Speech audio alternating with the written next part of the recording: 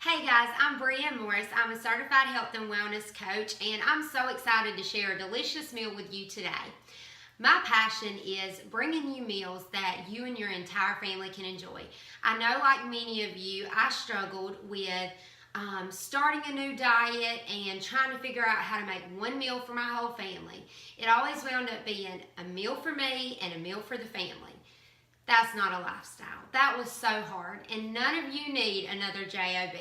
So for me, learning to cook healthy meals for me and my family to enjoy together was the key to finding a healthy lifestyle. So I'm going to empower you to do the same thing with some healthy and delicious recipes that you and your family can enjoy. Today we're going to be making a acorn squash, Tex Mex stuffed squash. So this is an acorn squash. Sometimes they'll have a little orange on them, like the one that I've already done here. I hope you can see that. I'm having a video minus the hubby's help today. But this is an acorn squash, so you're going to cut it as close to the middle as possible.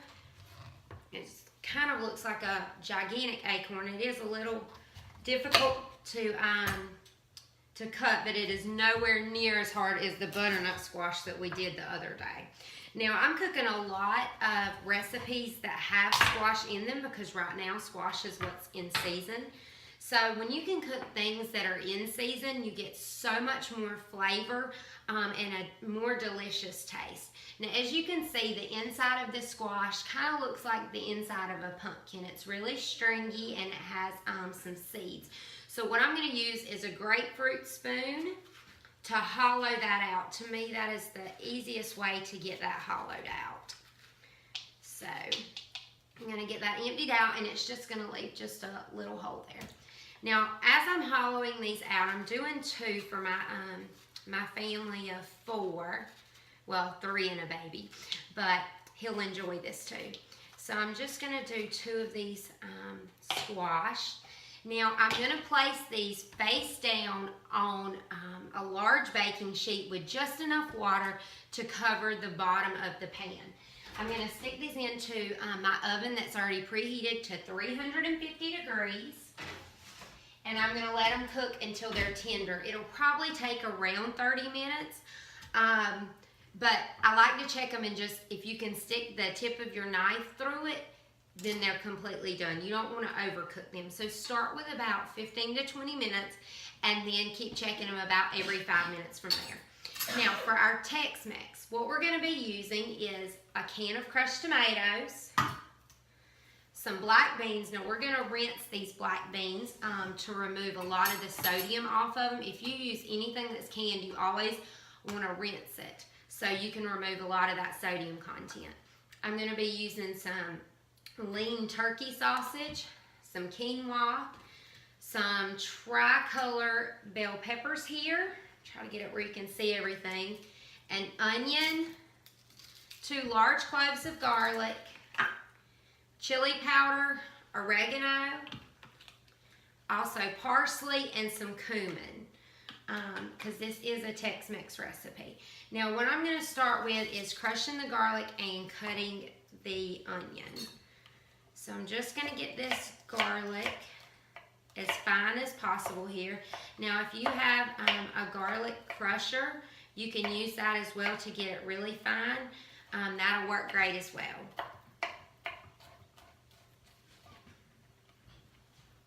Okay, I've got the first one done.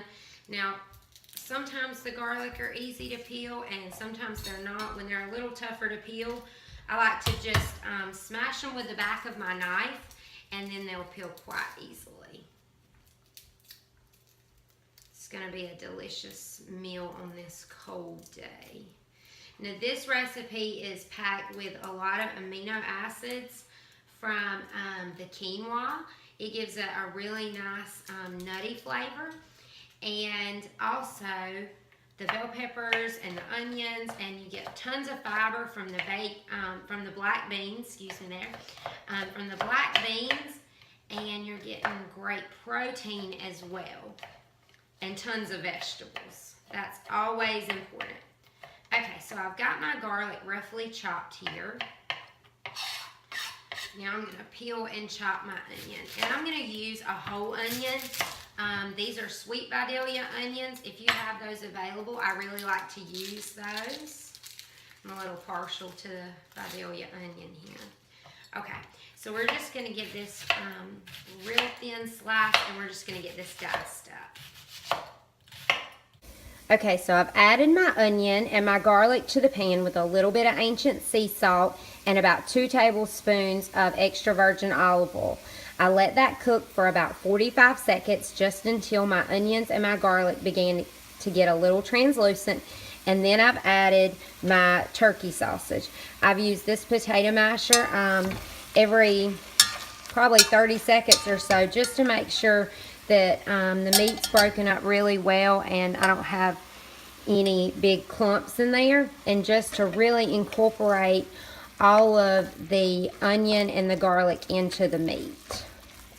Now the onion and the garlic are going to give the meat a great flavor because turkey sausage doesn't have a ton of flavor to it, so it's a great low fat option. You could always do this with beef. You could do this with deer sausage or ground deer burger. I've done this recipe with those things as well, and it turns out great every time. The turkey sausage is just a lower fat option that you can use. Now if you are using one of the other meats that has a higher fat content, you're going to want to drain this just to remove all that extra fat before you add the next ingredients. And I'm just going to put the lid on here and let that finish cooking. Okay, while our meat is finishing cooking, we're going to cut up all of our bell peppers. Now, I already have the orange and the red one diced. You just want to julienne them, which is cut them in long strips, and then you're just going to dice them up from there. Now, I've already opened my black beans and got them draining, and I've rinsed them thoroughly, so I have them draining in the sink over here. We're also going to use tomato paste. I forgot to tell you that earlier. We're going to use about a tablespoon of tomato paste, and we're also going to use about 2 cups of bone broth. Now this is some bone broth that I made. You could also use chicken broth, vegetable broth, beef broth, any other broth that you like. I just like to make homemade bone broth. You can also find that recipe on my channel. So I'm going to put about 2 cups of that into here in just a second. So now we have all of our bell peppers completely done. I'm going to check the meat and see if it's ready to add the rest of our ingredients. Okay, so to my pot, I've added my drained black beans. I've also added my oregano, all of the bell peppers. I have, I'm adding about a teaspoon or so of cumin here. And also a hearty portion of chili powder, depending on how spicy you like that, and a little bit of parsley. Now next, I'm going to have to stick the phone right here so I can pour in my bone broth. Now that's going to serve as part of the juice to help cook the quinoa. Quinoa, you generally do about a 2-to-1 mixture as far as water to quinoa, just like you would do rice.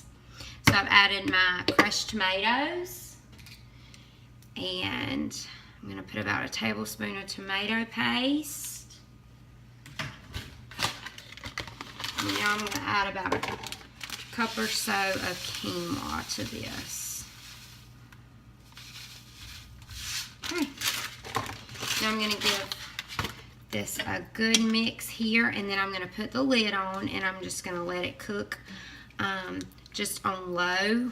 So here's a shot at what it should look like with your quinoa mixed in. Now the quinoa is going to swell, but not quite as much as rice, more like how grits would swell.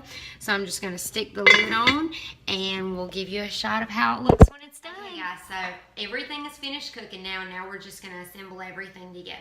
So I've taken my acorn squash out of the oven. It took a little bit longer than 20 minutes to cook. It probably took closer to 30, but I can gently stick a fork through the skin so I know that it's done. So what we're going to do is fill each one of these with this mixture that we've made here. I'm going to give you a closer shot in just a second. So I'm just going to fill each center and stick them in a dish.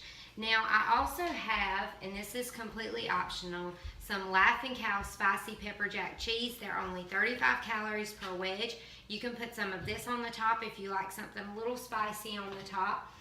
And this is one of our flagship wellness products that I love. It's called Biomega. It is packed with phytonutrients, macronutrients, botanical extracts, and amino acids. It's going to improve your digestion and increase your immunity, as well as increasing your digestion and helping you absorb a lot of vitamins and useful minerals in your system. And it's also going to decrease stress. So what I like to do with this is mix about 3 ounces of it in about 5 ounces of water and drink that every day. It is absolutely delicious. It's a very fruity tasting drink because it's packed with that active aloe complex. And all of these products you can find on my website, briamorris.com. I'm going to give you a quick closer shot of what this is going to look like, and I hope you enjoy. Here you go.